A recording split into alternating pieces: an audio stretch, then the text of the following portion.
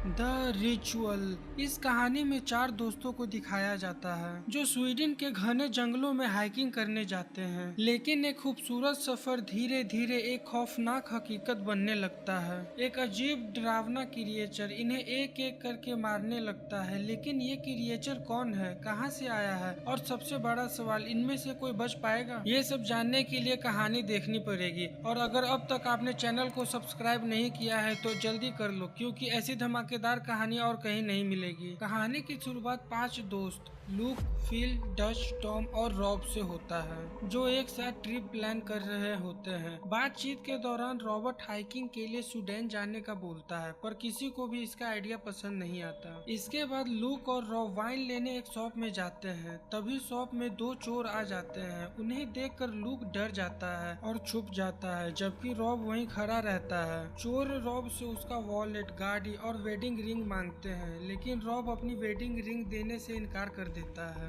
इसी वजह से चोर उसे बार बार चाकू मार कर उसे वहीं मार देते हैं। इसके बाद कहानी 6 महीने बाद शिफ्ट होता है। लूक अपने तीनों दोस्तों के साथ हाइकिंग के लिए स्वीडन आया है। ये सब यहाँ अपने दोस्त रॉब की यादों में आए हैं, क्योंकि रॉब का ही सपना होता है कि वो स्वीडन आए, लेकिन उसका मौत हो जाता है। लेकिन लूक के दिल में अब भी गिल्ट होता है। वो कहीं न कहीं खुद को रॉब का मौत का जिम्मेदार मानता है। उसका मन कहता है कि अगर उसने उस दिन चोरों का सामना किया होता तो शायद रॉब की जान बच जाता। अब ये चारों एक पहाड़ी पे जाके रॉब को याद करते हैं। पहाड़ से नीचे उतरते वक्त डॉम का एंकल ट्विस्ट हो जाता है, जिससे चलना उसके लिए मुश्किल हो जाता है। उसकी हालत देखकर हच मैप में एक शॉर्टकट ढूंढ लेता है, एक रास्ता जो सीधा घने जंगल से होते हुए उन्हें रोड तक ले जाएगा। जंगल में कदम रखते ही उन्हें पेड़ों पर एक मुर्दा हिरन लटका मिलता है, जो देखकर लगता है कि अभी अभी शिकार बने हैं। उसका पेट फटा हुआ है और खून अब भी टपक रहा है।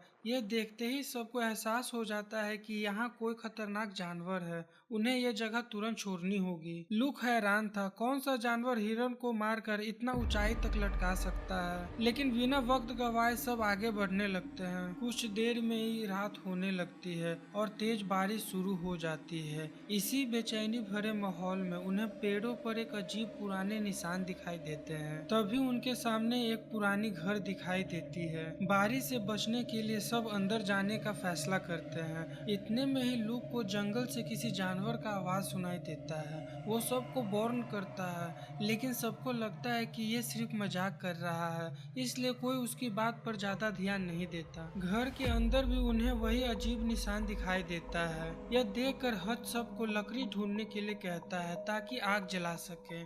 फिर लकड़ियां लाने के लिए ऊपर वाले रूम में जाता है, पर वहाँ जो दिखता है उसे देखकर उसकी रूह कांप जाती है। वो सबको तुरंत ऊपर बुलाता है। रूम में एक अजीब डरावना पुतला पड़ा होता है, जैसे किसी ने विच क्राफ्ट की प्रैक्टिस की हो। फिल कहता है कि ये काला जादू है। सब घबरा जाते हैं, लेकिन रात होने वाली है और बारिश तेज हो चुकी है। इनके पास कोई और दूसरा ऑप्शन नहीं है यहाँ रहने के अलावा। रात में सोते वक्त लूक को बाहर से एक अजीब रोशनी दिखाई देती है। जैसे ही वो घर का दरवाजा खोलता है, वो अचानक एक वाइन शॉप में पहुंच जाता है।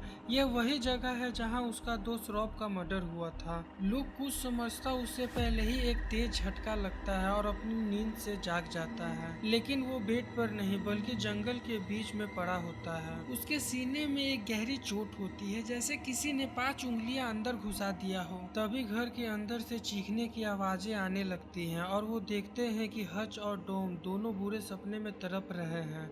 लूक उन दोनों को जगाता है, लेकिन फिल वहाँ पे नहीं होता। वो तुरंत उसे ढूंढने के लिए ऊपर जाते हैं और देखते हैं कि फिल बिना कपड़ों के उस डरावने पुतले के सामने झुका होता है। लूक उसे तुरंत होश में लाता और बिना एक सेकेंड गवाए सब अपना सामान उठाकर घर से बाहर निकल जाते हैं। अगले दिन जंगल पार करने के लिए सब उत्तर दिशा में जाने का प्लान करते हैं, लेकिन डॉम को एक बना बनाया सा रास्ता दिखता है। वो कहता है जहाँ रास्ता है वहाँ लोग भी होंगे। सब उसी तरफ बढ़ने लगते हैं। लूक एक ऊंची जगह से देखने की कोशिश करता है, लेकिन तभी उसकी नजर एक अजीब, लंबी और भयानक क्रिएचर पे पड़ी। उसके हाथ इंसान की तरह दिख रहे थे। वो घबरा कर अपने दोस्तों के पास भागता है और बताता है, लेकिन कोई भी उसकी बात पे विश्वास नहीं करता। वो अपनी बात प्रूव करने के लिए वो अपनी चोट दिखाता है, पर डॉम मजाक उड़ाता है, कहता है ये किसी पेड़ से लगी होगी। गुस्से में लूक डॉम को मुक्का मार देता है। दोनों के बीच लड़ाई शुरू हो जाती है। सब धीरे धीरे अपना होश खोने लगते हैं,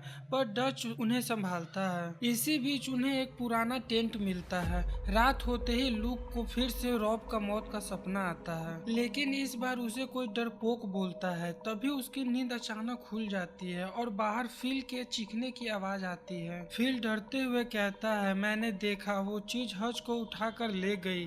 जंगल में हज के चीखने की आवाज सुनाई देती है। तीनों उसकी मदद के लिए दौड़ पड़ते हैं, लेकिन इस दौड़ में वो अपना टेंट तक वापस जाने का रास्ता भूल जाते हैं। तभी सामने जो दिखाई देता है वो उनका होश उड़ा देता है। हज की बॉडी पेड़ पे उल्टा लटक रही थी। उसका पूरा सीना फटा हुआ था, जैसे उसी क्रिएचर ने मार कर वहाँ छोड़ दिया हो। अब लूक और डॉम उसकी बॉडी को दफनाते हैं। अब इनके पास एक ही रास्ता है, जितनी जल्दी हो सके सीधा आगे बढ़ना। लूक एक बार और ऊंची जगह चढ़ कर देखता है और इसे इस बार जंगल का एंड दिखाई देता है। वो खुश होकर उसकी तरफ बढ़ने लगते हैं। एक रात जंगल में एक अजीब क्रिएचर उनका पीछा कर रहा होता है। तभी वो क्रिएचर लूक के दोस्त फिल को उठाकर ले जाते हैं। लूक उसे बचाने के लिए दौड़ता है, लेकिन अंधेरे में एक पेड़ से टकरा कर बेहोश हो जाता है और फिर वो सपने में चला जाता है। लेकिन इस बार लूक अपने पर काबू पाता है और वापस होश में आकर डॉम को ढूंढता है। उसे डॉम एक पेड़ के पीछे छुपा मिलता है। लूक उससे पूछता है, क्या तुमने उस क्रिएचर को देखा?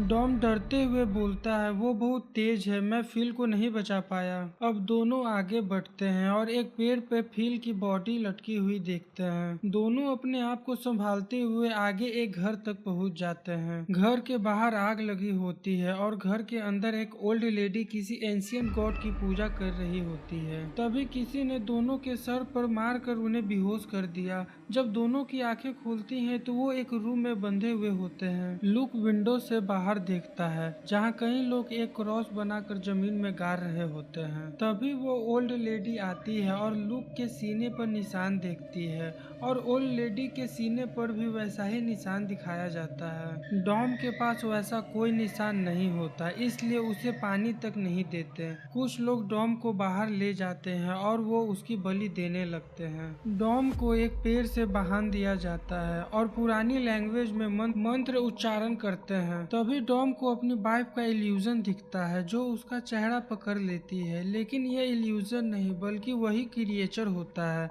जो डॉम को मारकर पेड़ से लटका देता है। लूक ये सब देख कर अपना गुस्सा संभाल नहीं पाता। वो अपना उंगली तोड़कर रस्सी से आजाद हो जाता है।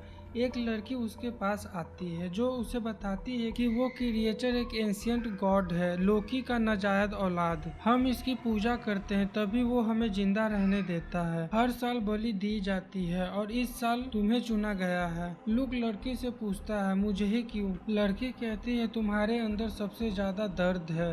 यह क्रिएचर उसी को चुनता है जिसके अंदर कोई बहुत बड़ा गिल्ट छुपा हो। ये सुनते ही लूक कैबिन के ऊपर वाले रूम में जाता है, जहाँ उसे जिंदा डेड बॉडीज मिलती है। वो उन्हें आग लगा देता है। नीचे उतरकर ओल्ड लेडी को मुक्का मार कर गिरा देता है। जो भी उसके सामने आता है वो उसे मारकर घर के बाहर निकल जाता है। पीछे क्रिएचर उसका पीछा करता है, लेकिन लूक हिम्मत नहीं हारता। जब लूक डेड बॉडीज में आग लगा देता है, तभी उस क्रिएचर को पता चल जाता है कि किसी ने घर में आग लगा दी है। क्रिएचर तुरंत घर के पास आता है। सब लोग उसके सामने सर झुका देते हैं, लेकिन एक लड़की गलती से क्रिएचर की आंखों में देख लेती है। इस वजह से वो क्रिएचर उस लड़की की आंखें निकाल देता है। लूक उस क्रिएचर को ध्यान से देखता है। उसके 4 पैर और 2 हाथ होते हैं। वो बहुत ही डरावना लगता है। लूक घबरा कर उस क्रिएचर को गोली मार देता है, पर गोली का कोई असर नहीं होता। क्रिएचर लूक का पीछा करना शुरू कर देता है।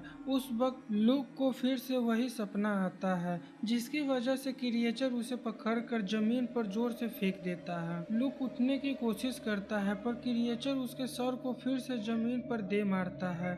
क्रिएचर चाहता है कि लुक उसके सामने झुक जाए, लेकिन तभी लुक को एक कुल्हाड़ी दिखाई देती है। वो उसे उठाकर क्रिएचर के सर में घुसा देता है और भाग जाता है। क्रिएचर पर उस अटैक का ज़्यादा असर नहीं होता, लेकिन लुक इस मौके का फ़ायदा उठाकर जंगल से बाहर निकल जाता है। जैसे ही लुक जंगल के बाहर पहुंचता है, वो देखता है कि क्रिएचर जंगल की बाउंड्री से बाहर नहीं आ सकता।